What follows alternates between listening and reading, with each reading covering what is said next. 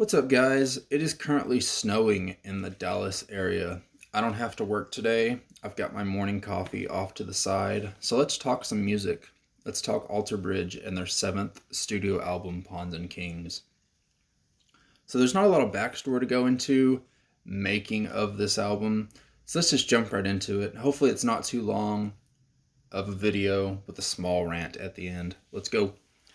First song on the album is called This Is War, and this is a great song. One of the things that make this song so great is almost anyone can identify with it. What do I mean by that?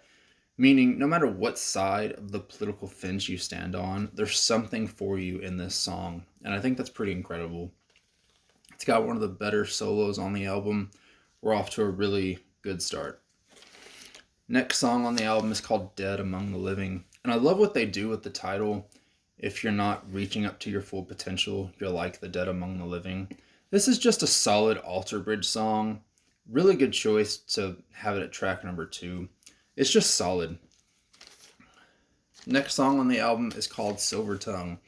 And much like the previous song, this is just a very in-the-middle Alter Bridge song. You're not going to love this song. You're not going to hate it by any means. It probably should have been the first single. We'll talk about singles at the end of the video. But yeah, this is just a right in the middle of the road Alter Bridge song. And that's not a bad thing. Next song on the album is called Sin After Sin. Now, here's where we start with some Alter Bridge experimentation, or at least things not sounding like traditional Alter Bridge. Scott's drums come in, and they almost sound very tribal. Brian's doing some great stuff underneath to kind of carry everything. And Miles, we all know that he loves to do finger pick stuff on top, but it just sounds different. It almost sounds like, I don't know, like gloomy, slow surf music in a way. It's very interesting. And my first thought was, that's not Alter Bridge, wait. And then I had to go back and listen to it. It definitely throws you off, especially the first time you listen to that intro. But the rest of the song is just slow and brewing in nature. One of the better slow, heavy songs that this band has done recently. Next song on the album is called Stay. And this is Mark's big lead vocal song. And it's good. It's not great, though. When you listen to the song, you just feel like something's missing. You just feel like if it could just go to that next level, this song would be great. Whether it's some things in the verses fall flat or whatever it is, there's just something about this song that's good that you wish could just be bumped up to great. It's just not there. Miles and Mark do some great stuff in the bridge, though, but this song is very, very good. It's just not great. It's just not Waters Rising. It's just not. Next song on the album is called Holiday, and wow, we talk about Alter Bridge being experimenting and not sounding like traditional or normal Alter Bridge. Whoever wrote this riff, I'm going to assume that it was Miles. Pretty sure he just woke up on the wrong side of bed that morning, or woke up on the weird side of bed. Pretty sure he just came into the studio with this riff, and the band just kind of looked at him, and they were like, I guess we can make a song around this. This song is very driving. It's just fun. I need a holiday. Like, I need to get out of here. I need to break away from the norm. It's just... It's not at all a traditional Alter Bridge song, but it's just fun, and it's just got a straight ahead forward driving force, and it's a fun Alter Bridge song, and you don't hear that from this band a lot. Very interesting. Next song on the album is called Fable of the Silent Sun. And this song was sold to everyone as the longest Alter Bridge song of all time. Come listen to this great song because it's the longest thing we've ever done. It's 8.5 minutes, And to be honest, it's like 8 minutes, which is as long as Blackbird is, because the last 30 seconds are just kind of fade out. But um but getting back to the song, and I'm going to kind of be unfair with it, but just bear with me here. It's just this song doesn't compare, it doesn't live up to other Alter Bridge epics.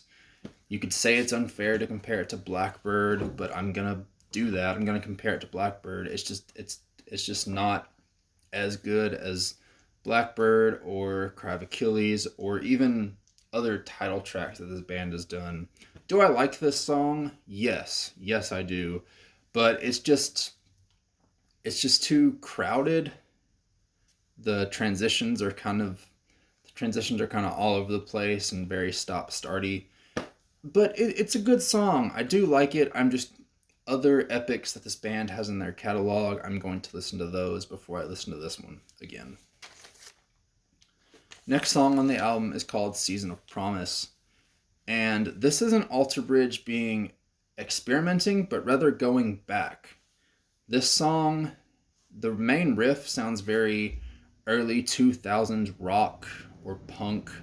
It almost sounds like this song could go in between the One Day Remains album and Blackbird.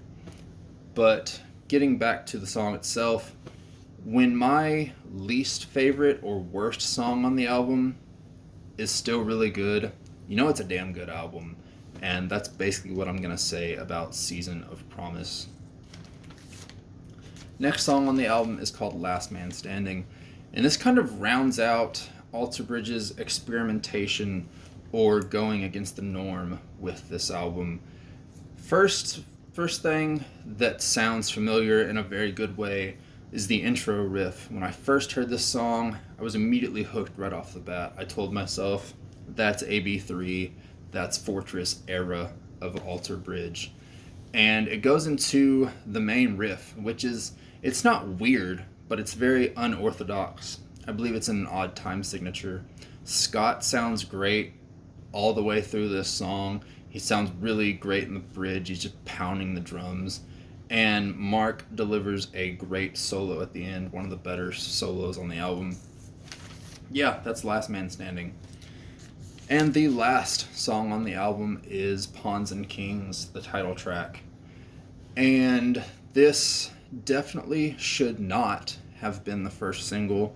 Like I said, we'll talk about singles here in a bit. But getting back to the song, it's a 6.5 minute epic that I do enjoy. I put it in the same category as Fable of the Silent Sun. You know, there are two epics on this album, no matter what you decide to categorize as an epic.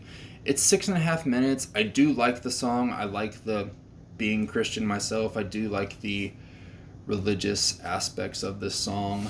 But I wanted more from this song, whether it's missing an intro or just a grandiose kind of musical section in the middle.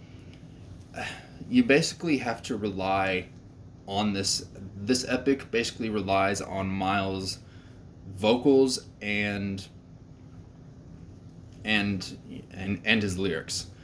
I'm like I said, with this song, I think it could have benefited from just more of an intro, or at least the biggest thing that's missing is like a grandiose musical middle section. Do I like this song? Yes, absolutely. I do absolutely like this song a lot. I don't love it as much as other people. Sorry. Alright, so those are all the tracks, and as much as I love this album, I absolutely love this album. I think it's better than Walk the Sky. It gets a huge thumbs up. It's definitely a step in the right direction, especially coming from Walk the Sky. But I'm going to talk to you about the biggest problem I have with this album. And it's not even about the album, it's in which the singles were released. There are 10 songs on this album, and 4 songs were released before the album was officially released. which is a fucking mistake. The only reason that you should release 4 songs before the album was released is if this is like a 15 song album, which it's not.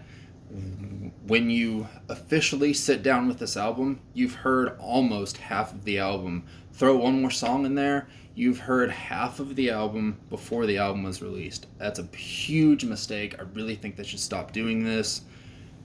You should release 2 singles.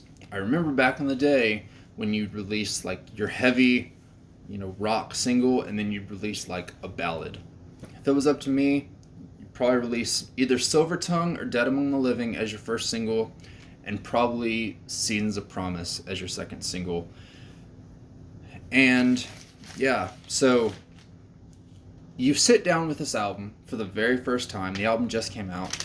You've already heard the opening track, which is just fucking baffling. Why would I?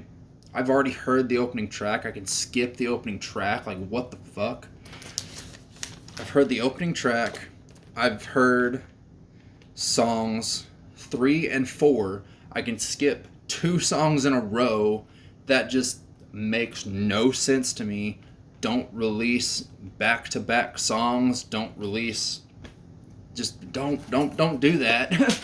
And then you've heard the epic closing track already. You get to the end of the album, and I'm a big believer in when you construct an album, how you start and how you end are huge. And this album has got good openers and it's got a good closer. But if I've already heard it, if I'm sitting down with this album, especially for the first time, and I've already heard the opening and closing track, it really dulls that shine of let's get started and what's this gonna leave me with.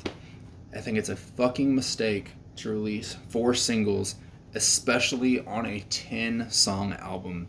Just the record company needs to not do this. But yeah, guys, that's my review of Pawns and Kings by Alter Bridge. Let me know what you guys think in the comments. Let's get the conversation going. Don't forget to like, obviously comment, and subscribe. God bless, guys. Stay warm. Have a good day.